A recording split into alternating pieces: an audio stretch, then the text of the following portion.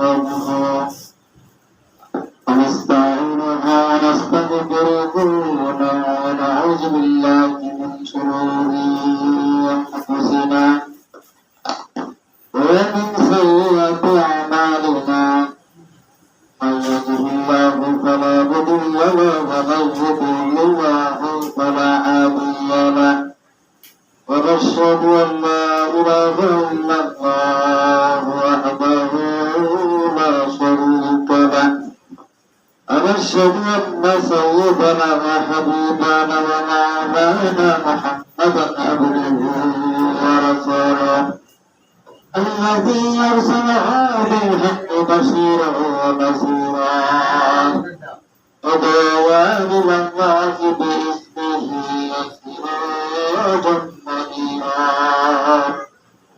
فقد قال الله تعالى في كلامه المجيد وفرقانه الحميد أعوذ بالله من الشيطان الرجيم بسم الله الرحمن الرحيم قل يا أيها الناس إني رسول الله إليكم جميعا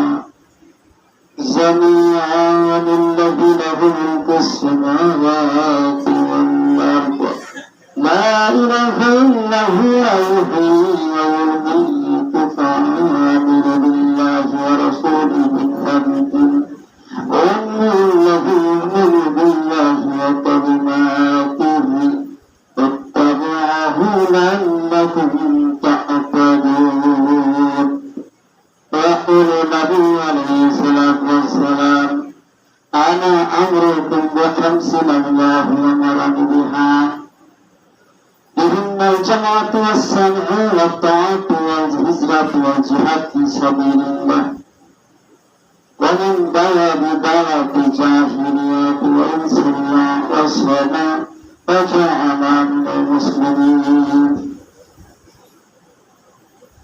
وقال تعالى في شان حبيبه محضرا وآمرا إن الله وملائكته يصلون على النبي يا أيها الذين آمنوا صلوا عليه وسلموا تسليما.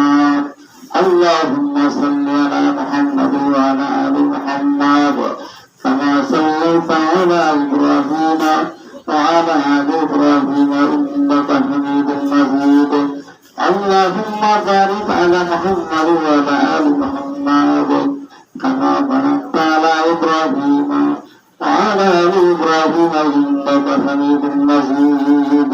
আলহামদুলিল্লাহ, মহান আল্লাহ পাকের দরবারে লাখ কোটি শুকরিয়া যে আল্লাহ পাক আমাদেরকে প্রতি জুমার ন্যায় আজকে আল্লাহ পাকের ঘর মসজিদে জুমার সালাত আদায়ের জন্য আসার তৌফিক দান করেছেন।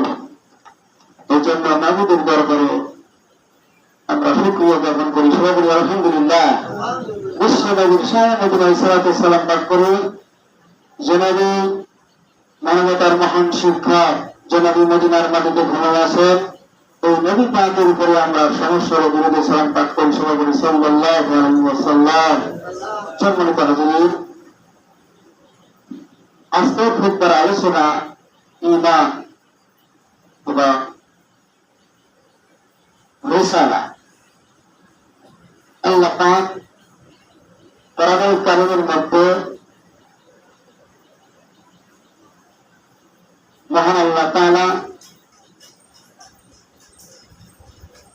বলতেছেন কুল ইয়া আইয়ুহান নাস, ও নবী, বিশ্ব নবী, আপনি বিশ্ববাসীকে জানায় দেন ইন্নী রাসূলুল্লাহি ইলাইকুম জামিয়া, আমি তোমাদের সকলের জন্য রাসূল। সুবহানাল্লাহ বলি। তার মানে বুঝতে পারেননি আল্লাহ কত বড় কথা বলছেন, খেয়াল করতে হবে। আলোচনার দিকে নজর দিতে হবে, অন্য দিকে না। আল্লাহ পাক বলছেন কুল ইয়া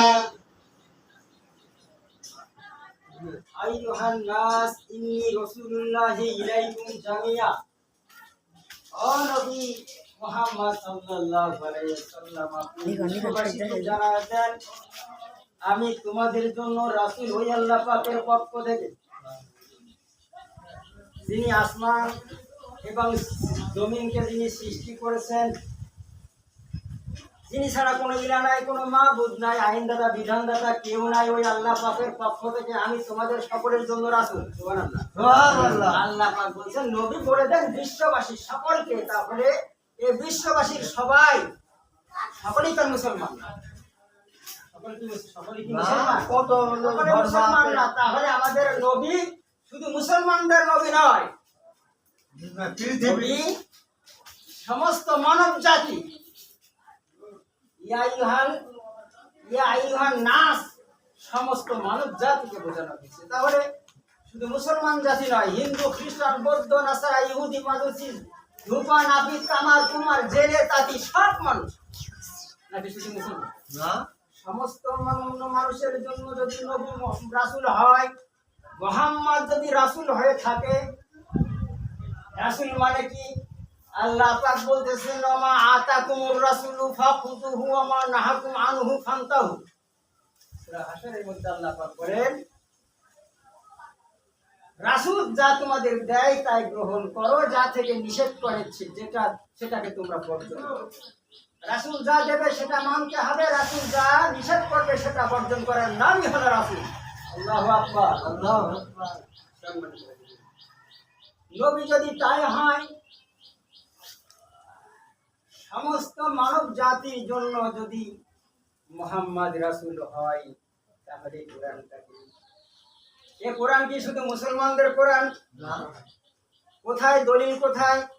আল্লাহ পাক সূরা আলে ইমরানের মধ্যে বলতেছেন হাযা, এটা হলো ওই কোরআন, বায়ানুল লিন্নাস, এটা হলো গোটা দুনিয়ার সমস্ত মানব জাতির জন্য উপদেশনামা সংবিধান, উপদেশনামা সংবিধান। কিন্তু শোনো ও মাওয়াজাতুল মুত্তাকিন, কেবলমাত্র শুধুমাত্র যারা মুত্তাকিন তাদের জন্য হেদায়েতনামা সংবিধান। এই কোরআন গোটা দুনিয়ার সব মানব জাতির জন্য উপদেশনামা সংবিধান। আর যারা কেবলমাত্র মুত্তাকি, হেদায়েত মুত্তাকি কেবল যারা, তাদের জন্য হেদায়েতনামা সংবিধান। সুতরাং এই কোরআনটাকে যারা সারা দুনিয়ার মধ্যে যারা এই কোরআনটাকে যারা উপদেশনামা সংবিধান হিসাবে গণ্য করে না, ওরা হলো ফিরআউনি সরকার, ওরা হলো নমরুদি সরকার, ওরা হলো আবু জাহিরি সরকার। কথা বলেন ঠিক না? সুতরাং আল্লাহ রাব্বুল আলামিন গোটা দুনিয়ার সমস্ত মানব জাতির জন্য উপদেশনামা সংবিধান, যারাই এই সংবিধান এই কোরআনটাকে সংবিধান হিসাবে মেনে নিবে, ওরাই কেবলমাত্র হেদায়েতের পথে আছে, আর বাকিগুলো সব গোমরাহির পথে। এই জন্য আল্লাহ রাসূল সাল্লাল্লাহু আলাইহি সাল্লামকে আল্লাহ পাক বললেন সূরা আম্বিয়ার 7 নম্বর আয়াত, 107 নম্বর আয়াতের মধ্যে আল্লাহ পাক বলেন ওমা আরসালনাকা ইল্লা রাহমাতাল লিল আলামিন, ও নবী আমি আপনাকে গোটা দুনিয়ার সমস্ত মানব জাতি, সমস্ত মাখলুকাতের জন্য রহমত করে পাঠালাম। শুধু মানব জাতির জন্য না, সমস্ত মাখলুকাতের জন্য আল্লাহ তার রাসূলকে রহমত স্বরূপ পাঠিয়েছেন। বলেন সুবহানাল্লাহ। সম্মানিত বন্ধুগণ, হাজিরিন, এই জন্য মক্কার জিন্দেগিতে যখন কোরআন প্রথম নাজিল হলো, আবু জাহেলরা বাধা দিল।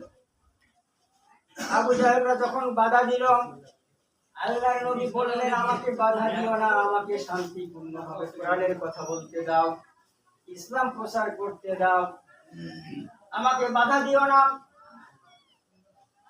কিন্তু যখন আল্লাহ রাসূলকে যখন ঠেকানো গেল না, আবু জাহেলরা কি করলো? প্রথমেই প্রস্তাব দিল, গাড়ি বাড়ি টাকা পয়সা সুন্দরী নারীর প্রস্তাব দিল, এগুলো নেও আর ইসলাম ছেড়ে দাও। আল্লাহর নবী বললেন, আমাকে যদি এক হাতে চন্দ্র আর এক হাতে যদি সূর্য এনে দাও তাহলে আমি ইসলাম ছাড়ব না। পরিশেষে কি করা হলো? তাকে পাগল বলা হলো, জাহেল বলা হলো, নির্বংশ বলা হলো, শিয়াবে আবু তালেব বন্দী করা হলো। তারপরেও যখন ঠেকানো গেল না তখন তাকে হত্যার পরিকল্পনা নেওয়া হলো। আল্লাহ পাক বলছেন, লা উকসিমু বিহাযাল বালাদ ওয়া আনতা হিল্লু বিহাযাল বালাদ। ও নবী, মক্কা শহরের কসম, মক্কার লোকেরা আপনাকে হত্যা করা হালাল করে নিয়েছে। তার মানে হলো মক্কার লোকেরা আপনাকে হত্যা করা হালাল করে নিয়েছে। যারাই কোরআনের কথা বলবে, দ্বীনের কথা বলবে, তাদেরকে হত্যা করা কি করেছে? হালাল করে নিয়েছে। আজকে যারা দ্বীনের কথা বলে, কোরআনের কথা বলে, তাদের কাছে বিপদ মুসিবত। আল্লাহ রাসূলকে আল্লাহ পাক বললেন, ও নবী, এই মক্কা শহরে থাকার আর তোমার দরকার নাই, তুমি চলে যাও, হিজরত করো। তুমি হিজরত করো, মক্কায় থাকার আর দরকার নেই। আল্লাহ পাক পারমিশন দিলেন। আল্লাহ পাক, আমি তো আরো আলোচনা করেছি কথাটা, আল্লাহ পাক ঘোষণা করেছেন হিজরত করার জন্য।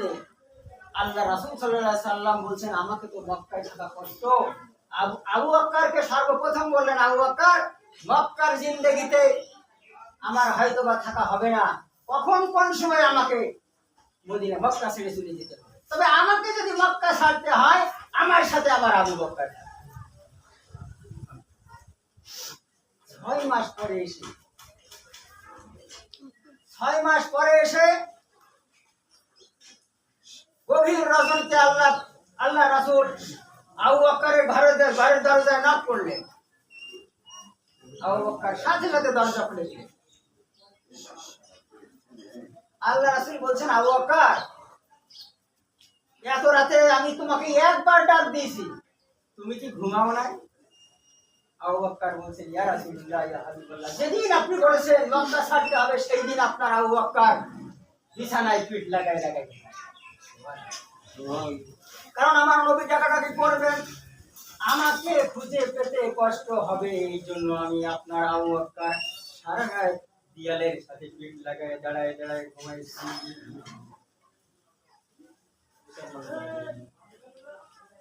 আমার নবী পৃথিবীতে আসার আগে ঈসা আলাইহিস সালামের বিদায়ের পর পৃথিবী অন্ধকার হয়ে গেল, মানবতা দূর হয়ে গেল।